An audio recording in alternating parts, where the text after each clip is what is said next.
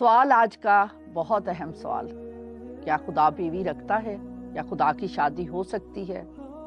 मसीहत और इस्लाम में ये एक अहम क्वेश्चन है जो दोनों एक दूसरे की बात नहीं समझते। बाइबल मुकद्दस में है कि खुदा रूह है और रूह की कोई शादी नहीं हो सकती। एक बार कुछ लोगों ने मसीहा से यसुह मसीह से सवाल पूछा। यसुह मसीह ने कहा कि आसमान पर हम सब फरिश्तों की मानिंद होंगे, आसमान पर कोई ब्याह शादी नहीं होगा। तो पूरी बाइबल मुकद्दस में और मसीही तारीख में कहीं भी खुदा की शादी का जिक्र नहीं मिलता। ये उलझन कहाँ से पैदा होती है? ये उलझन आती है यसुह मसीह के अलकाबात हैं, जो कि 99 अलकाबात हैं।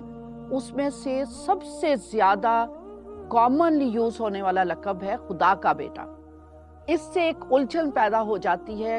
मुसलमान समझते हैं कि जब हम यसुह मसीह को खुदा का बेटा कहते हैं तो इसका मतलब है कि हम खुदा की शादी करवा रहे हैं। कतई नहीं। पूरी बाइबल इसके बारे में बिल्कुल क्लियर है कि खुदा की शादी हो ही नहीं सकती। खुदा रूह है और पूरी बाइबल में और मसीही तारीख में खुदा की शादी का कोई जिक्र नहीं, उसकी बीवी का कोई जिक्र नहीं।